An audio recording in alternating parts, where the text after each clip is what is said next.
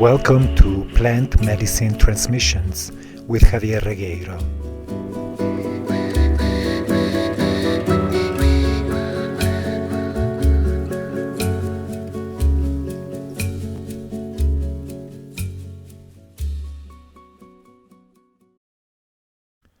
In this episode, I would like to complete this series of podcasts about the Datura plant connected with the publication of my book, the Datura Diaries, which is now also available in Audible format.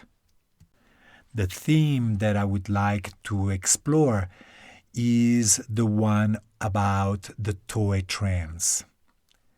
Many people, particularly bored adolescents with little pocket money, ingest the Datura plant, the Toe plant, in order to seek some kind of high. Unfortunately, the effects of this medicine are unlike any other effects from other plants or substances, in that it does not facilitate, catalyze a high as we may be looking for, but more properly so, a trance state. In traditional societies to this day, the trance state is a very special state that is only pursued when the occasion asks for it, and not in order to have a good time. There are various examples from all over the world.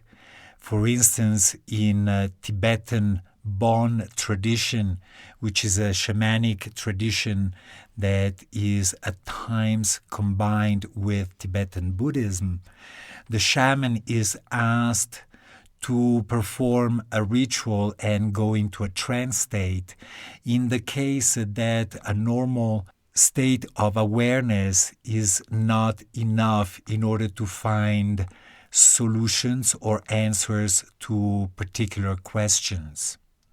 We can see cinematic version of this in the movie by Bernardo Bertolucci, Little Buddha, and I have seen also very similar footage from actual ceremonies in documentaries.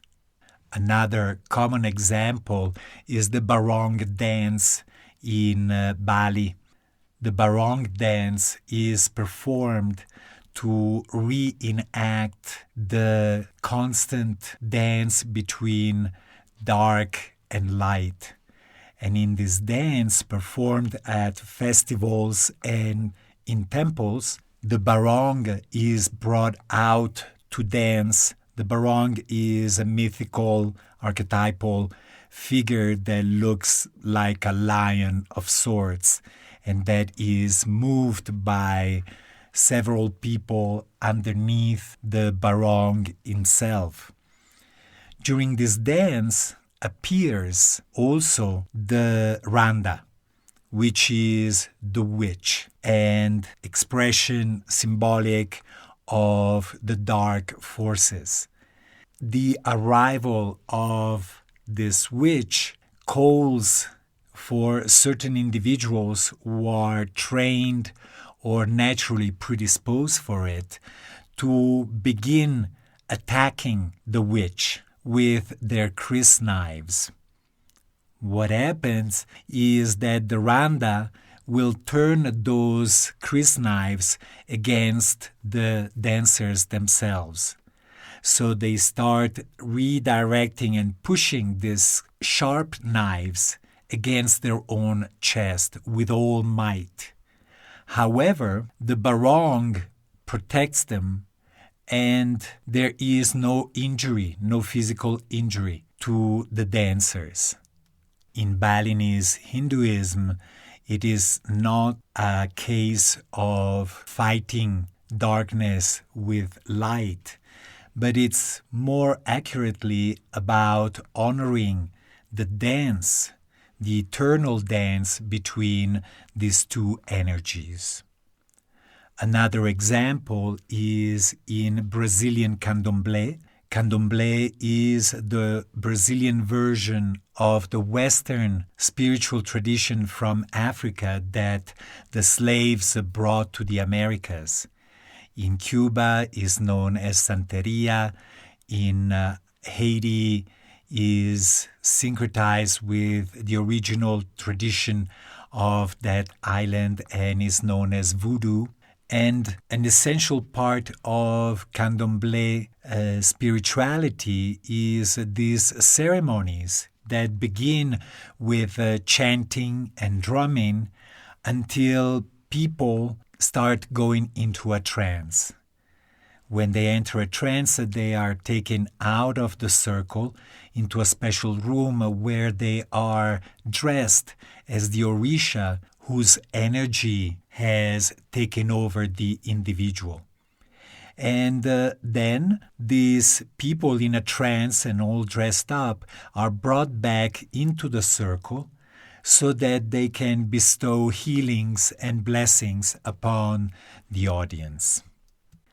In all of these cases, without exception, the people in a trance are supported by other people whose job is to keep them safe. Because in a trance state, we are no longer in control. We are no longer aware of what surrounds us. And oftentimes there are dangers to their physical being, which is why they are being watched over and protected by these other people in the ceremony. The lesson for us nowadays is that the ingestion of the Toei medicine should not be done on one's own. I don't use the word should or need lightly because everybody can do whatever they want with their lives. But in the case of ingesting this plant medicine, it is most wise to not do it on our own, but to have a trusted guide, a trusted person who will prevent us from getting into trouble and endangering not only our own spirit, but also our own physical bodies. I was personally baffled by my own Toei trance when it first happened in the winter of 2005, because I could not remember anything about my experience, and therefore I doubted the validity and the use of such an experience. It took me several weeks to make peace with the fact that I had no recollection whatsoever, until I eventually realized that it wasn't because of my limitations that I wouldn't remember anything, but it was the very quality of this experience that I was having. We can say that the Toei trance is a total, even though temporary, annihilation of our conscious capacities. Among its effects is also an inability to move about consciously because we're not even aware of where we are, followed by a short-term memory loss. So we are not capable of remembering anything that happened during the trance state. And this is the same for all of these trance states that I've mentioned in Tibet, in Bali, and in Brazil. The people who go in a trance state are not conscious of the experience that they're having, of what they're doing, and don't remember anything about it afterwards. So for those bored adolescents with little pocket money and a missing proper drug dealer, I don't recommend that they ingested this medicine because among all consciousness-altering substances, this is the least rewarding one. The experience of a full trance state is never for the benefit of one's own or for the enjoyment of it. As a matter of fact, these trance states are engaged in only when absolutely necessary, and not for the benefit of the individual, but for the benefit of the entire community. That means that trance states are about not just our own temporary dissolution of our egos and conscious minds, but they are engaged in for egoless, non-egocentric purposes. And that means that it is an experience reserved only to mature individuals who are not pursuing this kind of experience for their own enjoyment, but only for the benefits of all.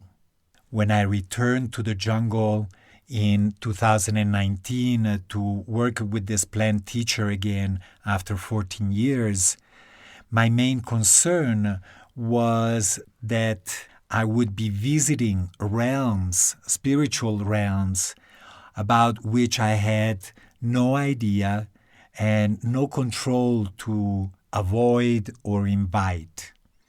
It was really an exercise in total surrender and in total trust. My Toe ceremonies in 2019 were solo ceremonies. My teacher would come to the temple at 6 p.m., give me the medicine, and then leave me until the next day. Hearing about other people getting lost or in very dangerous situations when ingesting this medicine on their own made me not ask but demand that a trusted worker of my teacher stay with me throughout the experience. And those trances, each one of them, lasted 16 hours. I would drink my medicine, make myself comfortable in my little tent, because I knew that any doing on my part would become meaningless not before long. And then I would wake up several hours later, either in the same place or in a different place in the temple, with no memory whatsoever of what had happened. The funny thing that I did experience was that I would wake up from each of these trances feeling totally fine, but totally mistaken about my real state of consciousness, meaning that I was still deep in the medicine, and one of the effects of this medicine is a profound sense of disorientation. You can look around yourself and everything looks familiar, but you can't place yourself or move around it as usual. Total disorientation. And actually, after my first solo Toe ceremony in 2019, I left the temple on my own. The trusted worker let me go, assuming that I was fine, only to get totally lost in the jungle. Totally lost in an environment that I could see as very familiar, but I could not move around it. Luckily for me, I eventually met another person who directed me in the right direction so that I could find my teacher and find my own hut again. That experience, once it was over, seemed very comical to me, but also very profound, because thinking about it afterwards, I realized that the Toe trance is the thing that most closely resembles our human condition, meaning that we believe that we are totally sober when in reality, most of us are in a total trance state. We're totally unaware, even though we tell ourselves that we are consciously aware. It is a very humbling but very profound experience to realize that in life, despite what we claim, we are always or almost always completely in an altered state and unaware of the reality that surrounds us. To the point that we don't really need to get high, to get into an altered state of consciousness, because we already are. All of us are constantly tripping hard in every moment of our waking life. Even those people who preach total sobriety are tripping on their own trip all the time. The good news is that mind-altering substances and other spiritual processes can be very helpful in waking us up from this trance. They can support us in meaningful ways in awakening to true reality. This is a very profound process that, in my opinion, is best engaged in with the proper guidance and preparation and not as a pastime. The danger of these processes is that instead of supporting us in our own awakening, they can drive us deeper into our own dreaming, and not just into our dreaming, but also in a state of delusion and deeper illusion. The consequences of falling deeper into a delusional state can be semi-permanent with the Toei plant, and oftentimes they are permanent. So I don't recommend anybody to ingest this plant without the proper preparation and without the proper support and guidance.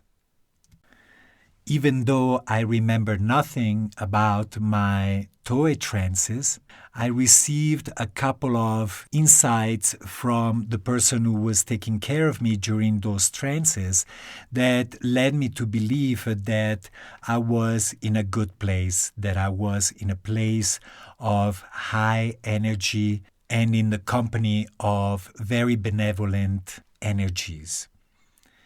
What happened after my dieta, after these Toei trances, was very challenging physically, mentally. For weeks, I was completely out of it, unable to remember anything. But from that also came a wave of incredible creativity. What happened was that immediately after closing the dieta, I felt a strong urge to share the medicine that I was carrying and the insights that I had received, even the unconscious ones. And that led me to writing the book, The Toei Diaries, but also of writing another book of poems and stories, which is coming out at the end of August, and a tarot deck inspired by my experiences at Burning Man, which is a gathering that I attended for 9 times in the mid-90s until the mid-2000s, and which is coming out also before the end of this month of August. All of these creative projects were simply a way for me to share the medicine that I had received from this plant teacher. There was a certain urgency about it because, as my teacher is fond of repeating to me, if I don't share the medicine and the gifts that I receive through plant medicine, those gifts turn into poison inside myself. So at the beginning, there was a certain manic energy about sharing all of this, which eventually lessened and allowed me to actually put into writing these insights in whichever ways I could come up with. So it's been a very rewarding experience. And at the same time, I keep this plant teacher with utmost respect and utmost humility. Blessings.